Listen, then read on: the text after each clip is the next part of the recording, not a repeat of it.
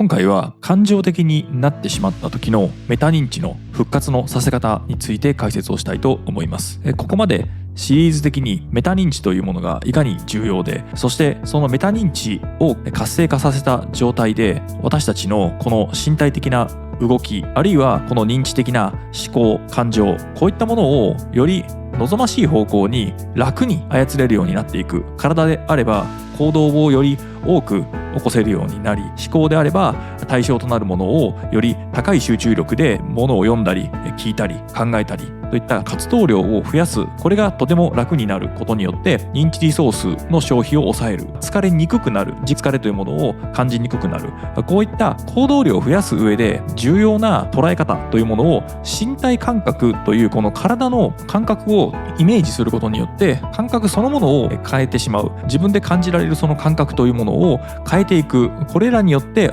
実現するといった方法についてシリーズ的に解説をしてきました。今回はそのメタ認知がハックされてしまう、メタ認知が発揮できなくなってしまう瞬間というものが感情的になった瞬間です。これは怒りだとか悲しみだとか、あるいは嬉しいとか喜び、こういったポジティブな感情でもより強く変化をしますとメタ認知というものは消失しやすくなります。メタ認知を復活させようとするにはこうした情動の変化というものに対してある程度うまく制御できる必要があります。メタ認知が活性化している状態のままで情動が出るということもありますので、必ずしも情動が出てしまった場合にはメタ認知が消失してしまうというような排他的な関係ではないわけですけれども、しかし私たちのこの脳の認知リソースを有効に使うということを考えると、メタ認知というのは非常に多くの認知リソースを消費しますので、そこに対して大きな強い恐怖だとか悲しみといったものが脳で再現された場合にはより多くのリソースを食うことになりますので、そうなるとメタ認知を活性化し続けられるだけの認知リソースが横取りされてしまうわけですね。メタ認知で使える認知リソースというものが減ってきてしまうことによって消失してしまうことがあります。頭のいい人、知的な人でも感情的になってしまった瞬間に急にバカみたいなことを言ってしまったり愚かな行動に出てしまったりすることはよくあります。人生トータルでこの自分たちの人生というものを行動量を含め思うような方向に行動し続けられる、これを維持するにもメタ認知をどう維持し続けられるかといったテクニックは非常に有効です。ですので今回それらについて実践的なテクニックもそのメカニズムについても解説をしておきたいと思います。でまず私たちが日頃から感じている感覚や感情でこういったものはよく本能と理性とか、あとは情動、感情と論理的、こういったふうに二分されて論じられることがありますが、それは正確ではありません。私たちが考えたり理性的になったりすることができるのはそもそも感情があるからです。情動があるので、その情動があることによって私たちは理性や計算、そして論理的思考というものがそこから引き出されるわけですね。この情動というものを消してしまった場合、情動というものを抑えようとしてしまうと、それはすなわち私たちが持っている思考や理性といったものも抑えることになってしまいます。ですので結果的にはただの無気力な人、何も感じないけれども何も考えられない、ただただぼーっとしているだけの人が出来上がってしまうわけです。ですので感情は決して敵ではありません。抑え込んで、そして感情的にならないようにというふうにして、例えば感情を抑える薬とかを飲んで感情があまり変化しないようにしてしまうみたいなことを物理的にやってしまったりしますと、私たちの思考というものは非常に鈍くなってしまって本来持っている思考というものを活性化させられないという、そういった副作用もありますので、私たちはこの情動や感情を嫌うべきではなく、うまく利用してそして活性化していく。しかしこの活性化するときにこの感情が適切な結果を生む感情なのかどうかということをメタ認知できちんと判断しながら、適切なタイミング、適切な場所、適切な場面で感情というものがフィットするものをうまくコントロールしていくといったことが大事になってきます。この情動の中でも私たちを駆動させるもの、何らかの目標を達成したいとか行動量を増やして望む結果を得たいといったようなこの欲欲求ですね。夢を追い求めて、目標を掲げて、そこに向かって邁進していく、努力をする、行動をする。これらが欲求を満たしていくということで、強く願うといったようなことで、目標を立てて夢を持つことが私たちを行動に駆り立てるものなんだというふうに私たちは考えがちです。目標を掲げることによって成功が手に入りますといったような、いわゆる自己啓発系の話のまず冒頭に出てくるようなことですね。目標を掲げましょう。夢を持ちましょう。そうなると、その目標とか夢というのは自分が成し遂げたい欲求なので、その欲求を強く持てば、その欲求というのは自分がしたいこと、満たしたいこと、手に入れたいことなので、勝手に自分たちがそれを求めるように行動をしていく、行動が変わっていくだろうというふうに考えがちですよね。これは一方で私たちは他人のこともそういうふうな目で見てしまう傾向があります。例えば仕事に対して遅刻をしてくるような同僚を見た場合には、この同僚はやる気がないんだな、この仕事に対して情熱がないんだなというふうに判断してしまいがちです。この欲求というものは実は私たちを駆動させる上で車輪の片輪なわけなんですけれども、実はもう片方の車輪のことを多くの人は見過ごしています。実際にはほとんど語られることがないわけですが、このもう一つの車輪は何かというと思考。これは嗜好品の思考ですね。となります。この思考というものは欲求と違って、私たちがこの何らかを成し遂げた時に得られる快感、快楽というものが思考になります。これは私たちが基本的に生きていく上で、生存する上で必要なものというものを追い求める中で必ず満たさなければならないものというものが私たちにとってみて欲求なわけですけれども、例えばご飯を食べたいとなった場合に、これは美味しいものを食べたい以前に食べなければならないものがあるわけですね。私たちはその栄養素を取っていかなければ死んでしまいますので、なのでその栄養素を取ることが重要なわけですね。ですので私たちはそれらの栄養素を得るためにこの欲求というものを持っているわけです。なので自分たちを行動に駆り立てる一番の基本的なニーズは何かというと、生存すること、生き延びることなわけです。ですので私たちは美味しいもの、美味しくないものというふうに選択がある場合、これ思考ですね。美味しいものか美味しくないものかという観点からいけば、より美味しいものを食べたいわけですけれども、それ以前にそもそも食べ物を食べたい、食べ物を食べなければならないという基本的な欲求を持っているわけです。ですので私たちは欲求を駆動させることによって基本的な生存上必要な行動というものは無意識のうちに勝手に取れるようになっています。しかしこの思考というものは私たちに選択肢があった場合に、どの選択肢が自分たちにとってより望ましいのかという選択をするときにこの思考というものが効いてくるわけですね。なので美味しくない食事と美味しい食事だったら美味しい食事の方が私たちは望ましいと思うので選択するわけですね。これが思考という概念になります。しかし実際にはこの思考というものは私たちにとってみて美味しいか美味しくないかという観点というふうに思いがちですけれども、実際にはこれも脳内物質、脳内ホルモンがそれらに対して反応しているわけですので、実は味としては美味しくないものでもこの思考という部分をハックするようなものというものがたくさんあります。その典型的なものはオピオイド、コカインとかヘロインとか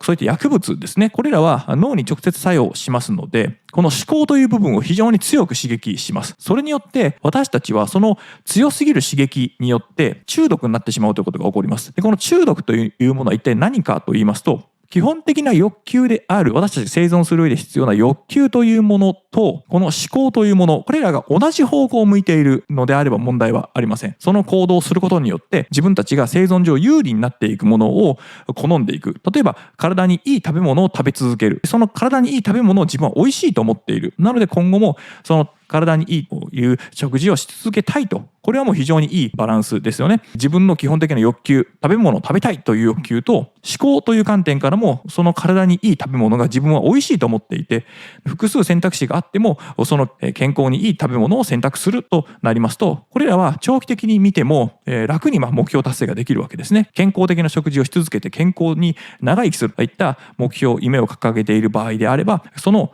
考というものと欲求というものが一致している場合はその目標達成が容易になります。しかし依存という場合はそうではなく、この2つが逆の方向を向くわけです。例えばタバコをやめられない人というのは欲求の面ではタバコはやめたいと思ってるわけです。これは体に良くない、体に悪い、お金の面からしてもタバコはやめたいと思っている。これが欲求の方ではやめたい、吸いたくないと思っている。しかし思考の方は、このタバコに含まれているニコチンだとかシアン化合物だとかの様々な化学物質が添付されていることによって、喫煙者の脳というものはもうすでにその過剰な刺激にさらされたことによって思考という部分が強まってしまっている。なので実は禁煙をしたいと思っている人というのは、タバコはやめたいと思っている。タバコは別に美味しいと思っていない。タバコを吸ったことによって得られる快感とか快楽というものはもはや大した快楽ではないと。しかしなぜかやめられない。これは思考の方が過剰に強く刺激され続けているせいで、自分が求めていない、自分が欲しいと思っていないにもかかわらず、なぜかその行動を取ってしまうといった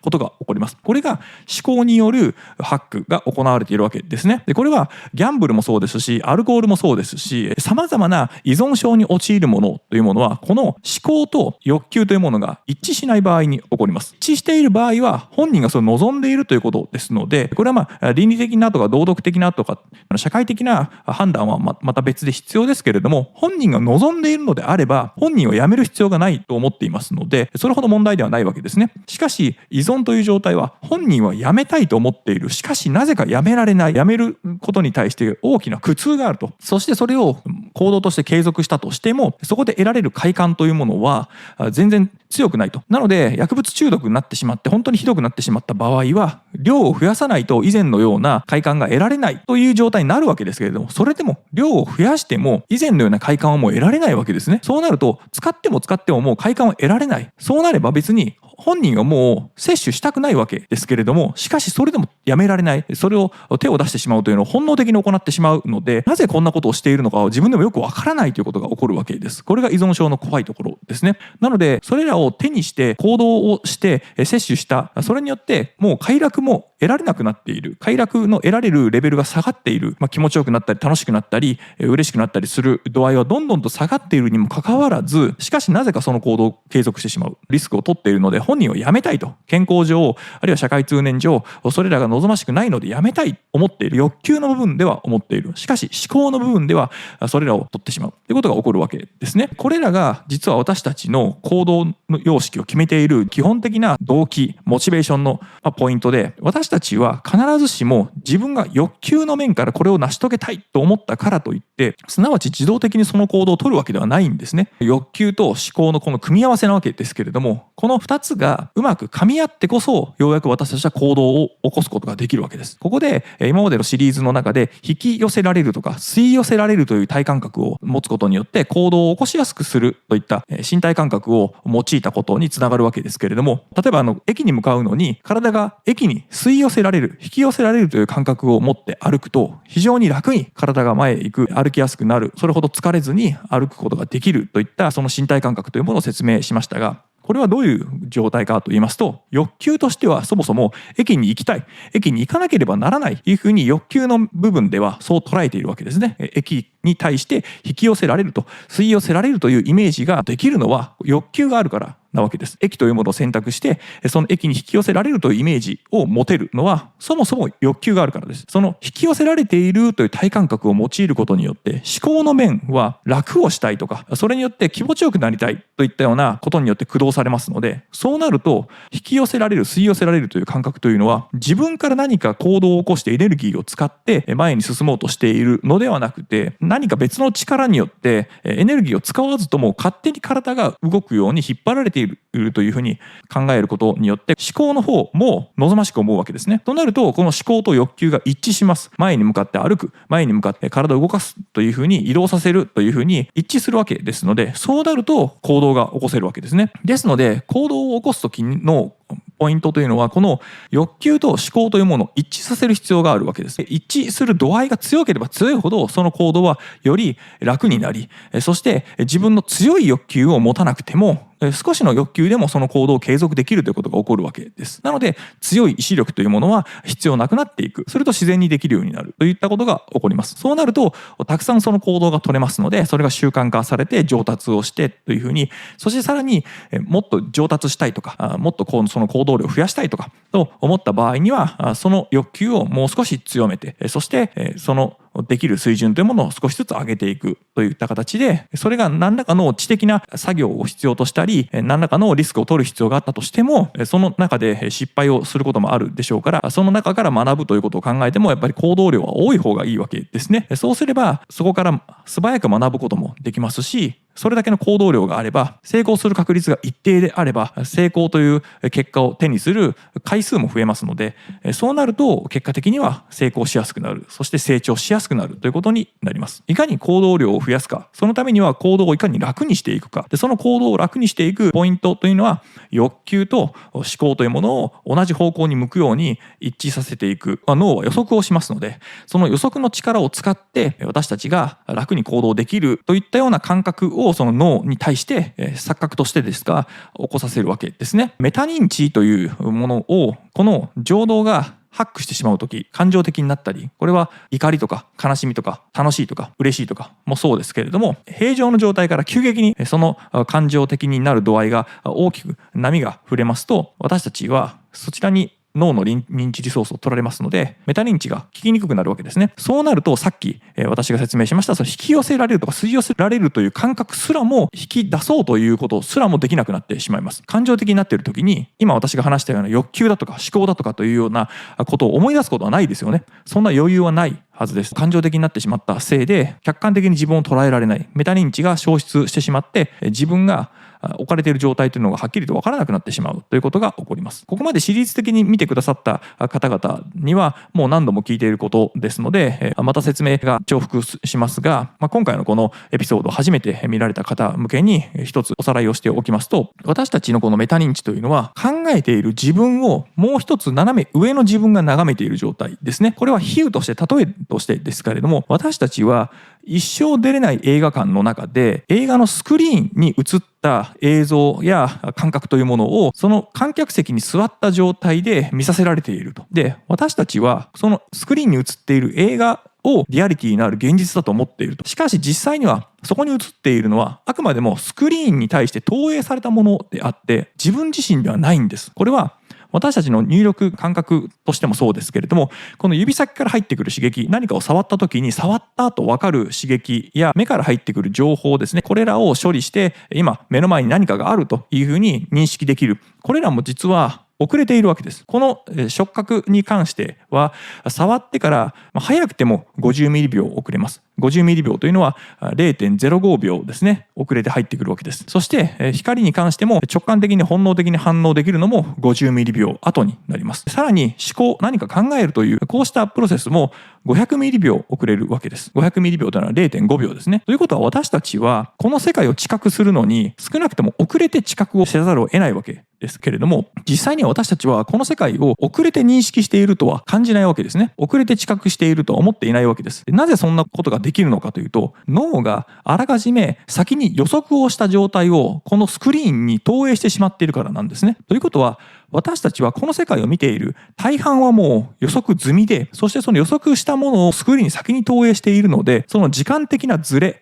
入力として入ってくるその遅れを取り戻すことができてしまう。そうなると私たちはほとんどを実はこのスクリーンに投影された予測の世界というものを生きています。なので私たちはペンを取って字を書いたとしても、その感覚と実際に書いて字がずれなかったり、物を取ったりするのもこぼさず、そして足がもつれててこけてしまうみたいなこともあまり起こらないわけですよね。これは予測が当たっているからそれができるわけです。最たる例として私たちの目のこの網膜は真ん中中心付近のみが色を知覚できる細胞があります。そしてこの中心よりも外側は色を認識する細胞がありません。ですので実は私たちはこの世界を見ている時に周辺は全て白黒なわけです。しかしどうでしょうか、皆さんこの世界を眺めている時に全てがカラーに見えていると思います。カラーだというふうに思い込んでいるのは脳がその周辺の白黒に勝手に色をつけているんです。ですので皆さんが見ているこの世界というのは脳が予測して一度見たものはそういう色だというふうに認識をして勝手に色をつけて、実際には正確な色をつけていなくても私たちはその色が正確か正確でないかということ自体ももう錯覚の中で正確なんだと思い込ませることによって私たちはその周辺の映っている映像をカラーになっているという錯覚を起こすわけです。なので正確に色がついていなくても色がついているかのように自分のことを騙してしまうといったことを私たちの脳は自動的に行っているわけです。これらを常に脳が行っているということは、私たちのこの住む世界を私たちが直接触れることはできない。私たちはこの頭蓋骨から脳を出すことができませんので、となると直接この世界を知覚することはできなくて、あくまでも映画館の観客として映画のスクリーンを通じてしか私たちは世界を見ることができない。ということは、私たちにとってみて重要なのは、この映画のスクリーンに映っている映像ではなくて、この映像を投影している映写機、投影機の方なわけですね。で、この投影機や映写機は、これはイメージですけれども、私たちの後ろ側にいて、そしてそこから投影されているといったように考えると、私たちが見ている世界は、実は私たちが見ているありのままを見ているわけではなくて、自分の都合のいいようにある程度解釈されたものがそこに映っていて、それこそ脳が自分たちに対してそう思い込ませられるような錯覚というものを利用して自分たちが見たいような世界、これは見たいというのは欲求として見たいというよりも解釈がしやすいものを流しているわけです。映画館に行って映画を見る皆さんは観客だとすれば、監督や脚本家は皆さんが理解しやすい映画を作るはずですよね。皆さんにとってみて全く何の理解もできない意味不明の映像を流しても皆さんは見る気になりませんよね。ですので今皆さんが世界を見ていて解釈をしていろんな意味付けをしているのは、皆さんにとってみて解釈ができる範囲内で解釈をしているわけです。意味付けをするのも理解ができる範囲内で意味付けをしているわけですね。なのでこの世界が本当に真のところどういう状態であるのかよりも、皆さんがどう信じられるのか、どう理解できるのか、どう解釈できるのかというこの能力の方にかかっているわけです。となると皆さんにとってみてこのメタ認知というものがより強くなってくることによって、皆さんスクリーンの前に座っている映画館の中の一観客であり、そして投影機は後ろであり、この投影機側がとても重要な存在で、これがいわゆる潜在意識と呼ばれる領域で、皆さんに対してこの世界から入ってきたさまざまな入力を解釈してそこに投影しているという形をイメージできれば、そういう状態が身体感覚的にもイメージができれば、皆さんのメタ認知というものが効いているということになります。これを常にずっとイメージし続けるというのは、メタ認知そのものが大きなリソースを食いますので、かなり疲れてくるわけですけれども、そこにさらに感情的になってしまうと、多くのエネルギーを必要とする感情というものが別にさらにより多くのエネルギーを消費することになりますので、メタ認知を起動させておけるだけのその脳のリソースというものが残されていないとなると、メタ認知は後回しになって消失してしまうわけですね。ですので、このメタ認知をいかに消失させないように感情的になる状態をいかに抑えられるか、感情そのものを抑えるわけではなくて、感情的になりすぎないように、その波の振れ幅ですねをあまりにも強くしすぎないためにどうするかというテクニックを今から解説してみたいと思います。私が今までのエピソードの中で言いましたノートに書くというジャーナリングですね。言葉として人に話す、そして別のエピソードでは独り言というものを言いましたけれども、実はこれらが効いてきます。端的に言いますと、今のネガティブな感情を言葉でつぶやいてください。例えば悲しいことがあった時に悲しいなとか、辛いことがあった時に辛いなというふうに小声でつぶやくということをしてみてください。しかしその際に、例えばイライラした時にムカつくとか、そうしたあまりにもシンプルすぎるボキャブラリーがあまりにも少ない感情表現ですと、ただの口癖になっているだけで本当の自分の感情に向き合っているとは言えないので、なのでできれば元気な時に、感情がそれほど強くない時に自分の感情を表現する言葉というものをたくさん紙に書くでもいいですし、読み上げるでもいいですので、その感情を表現する言葉というのをたくさん知っておいてください。そしてこれを元気な時に練習しておいてください。自分の感情を表現するボキャブラリーが多ければ多いほど、その時の自分の感情に対してどの言葉を当てはめれば今の自分の感情に最も近いだろうかということを考えることになります。実は言葉というのは無意識の領域で基本的には操作して操っていますが、それでも全く無意識的ではなくて、難しいボキャブラリーだとか繊細な表現を使う時というのは潜在的な意識だけではなくて顕在的な意識やメタ認知というものも必要になってきます。ですので感情的になった時に、その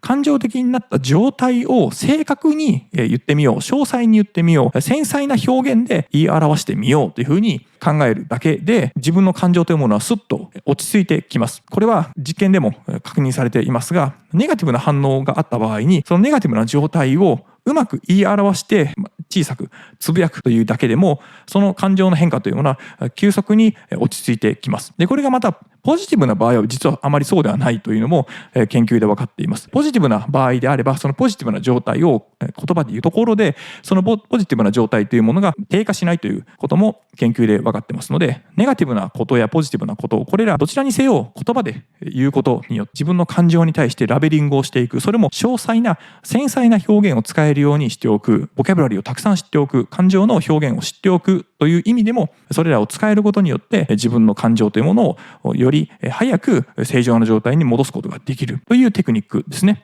ですので、本をたくさん読む、読書をすることの精神的な効果というのは大きいというのは、その登場人物の内的描写、心的描写ですね。これらの感情を表現する時のボキャブラリーというものが豊富に含まれているものであればあるほど、その効果は高いということです。ですので、本を読みましょうとなっても、そういった表現が全くないような本などを読んでも、本を読んでその本の中の文章やストーリーに対して脳の中でイメージングをするという、そうした効果もありますので、心を落ち着ける、感情を落ち着ける、あるいはストレスを和らげるといったような効果を考えると、読書に関しては基本的にどのような読書でもその効果はあるわけですけれども、その心的描写をどのように繊細にしていくか、今自分が感じている感情だとか情動をどのように表現すればいいかというヒントを得ていくのには、その下心的描写がより多く含まれている小説やドキュメンタリー、こういったものの方が望ましいわけですね。実用書だとかビジネス書よりも、そうした登場人物の内的な表現というものをより多く含んでいるものの方が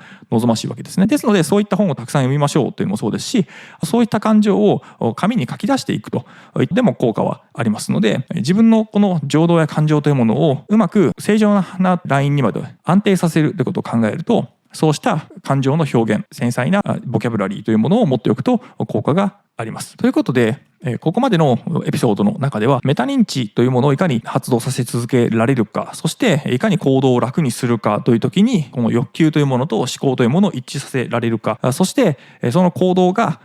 うまく自分の思っている方向に行っている時にも感情的になることがありますので、感情的になった時にそれをコントロールするのは言葉ですね。感情を表現する言葉で、その自分の感情的になった状態というものを安定的な方向に向かわせる。それによってまたメタ認知が効いてくるようになりますので、そうなるとまたその自分を目標に対して行動を起こす、駆動させるために、また先ほどの引き寄せられる、吸い寄せられるという感覚を再イメージし直すことによって、また行動が起こしやすくなるといったような、そういったサイクルを作ることによって、結果的に多くのトライアンドエラーを実行できることになりますので、その分成果、結果というものが出やすくなるといったメカニズムで、皆さんが望む未来、皆さんが望む自身の成長というものを実現してもらえればと思います。感情的になった時に、その感情を押し殺さないように、その感情を否定しないようにしてください。むしろ感情が豊かな方が思考力に対してもその思考を加速させることができますので、むしろ重要です。問題なのは、その感情的になった時にメタ認知が消失してしまうことが問題です。客観視できなくなってしまうということが問題ですので、感情のバリエーションが多いというのは、さっき言いましたその感情をどう言い表すかというその言葉のボキャブラリーとも密接に関係しています。この感情を表現するボキャブラリーが多い人ほど、自分自身の感情のバリエーションが多いと思う傾向にあります。ですので、自分自身のその感情を豊かにしていくという、感情のバリエーションを増やすという意味でも、その感情をどうラベリングするかというそのボキャブラリーですね、種類をたくさん知っておいてください。それによって皆さんはこの感情とか情動というものも利用し、そして欲求、思考、これらもうまく利用して、そして行動というものにつなげ、その行動をより楽にするということで行動量を増やす。それによって望む未来、望む結果、そしてご自身の成長というものを実現しやすくしていくというふうに使ってもらえればいいんじゃないかなと思います。私の著作超える技術、まだ読んでない人は Amazon でポチって買って読んでいただければと思います。それ以外にも著作いくつか出してますので、気に入ったものがあればぜひ買って読んでいただければと思います。今日もお疲れ様でした。